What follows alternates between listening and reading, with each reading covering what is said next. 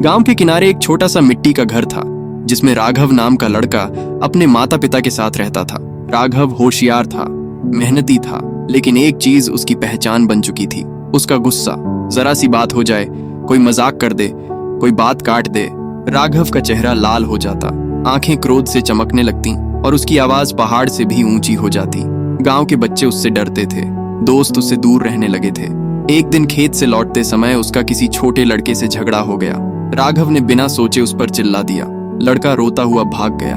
राघव की माँ ने यह सब देखा। रात को उसने बेटे से कहा, बेटा, गुस्सा आग की तरह होता है, ये जलाएगा सिर्फ तुम्हें और राख कर देगा रिश्तों को। राघव ने सुना, लेकिन उसे लगा माँ बस उसे डांट रही है। कुछ दिन बाद गांव में एक बूढ़े संत का आगमन हुआ। गांव वाले उनसे आशीर्वाद लेने और अपनी समस्याएं पूछने आते। राघव की माँ ने भी कहा, बेटा चलो संत से मिलो, शायद तुम्हें कुछ रास्ता मिले। राघव पहले तो मानने को तैयार नहीं था, लेकिन आखिरकार माँ के कहने पर संत के पास गया।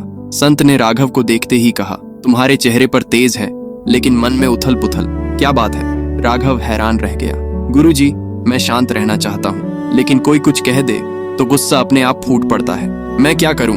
संत मुस्कुराए और बोले, आओ मेरे साथ जंगल चलो। अगले दिन सुबह सुबह राघव संत के साथ जंगल में गया।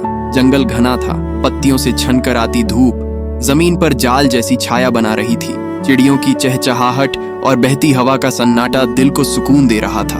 थोड़ी दूर चलने के बाद वे एक पुराने गहरे कुएं के पास पहुंचे। कुएं का पानी साफ था, लेकिन उस समय हल्की हवा चल रही थी, जिससे पानी की सतह पर लहरें उठ रही थीं।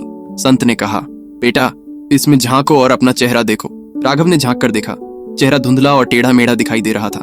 ये मैं हूँ? मैं ऐसा क्यों दिख रहा हूँ? संत मुस्कुराए, ये पानी का दोष नहीं है, लहरों का है। अब बैठो और इंतजार करो। राघव चुपचाप बैठ गया। धीरे धीरे हवा थम गई, लहरें शांत हो गईं। अब पानी ऐसा लग रहा था जैसे कांच का आईना हो।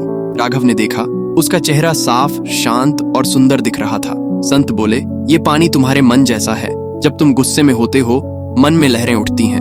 उस समय तुम दुनिया को सही नहीं देख पाते, लेकिन जब तुम शांत होते हो, सब साफ नजर आता है। याद रखो, मन को शांत करना सबसे बड़ी ताकत है। ये सुनकर राघव के दिल में कुछ बदल गया। वह घर लौटा और रोज सुबह शाम गहरी सांसें लेने लगा।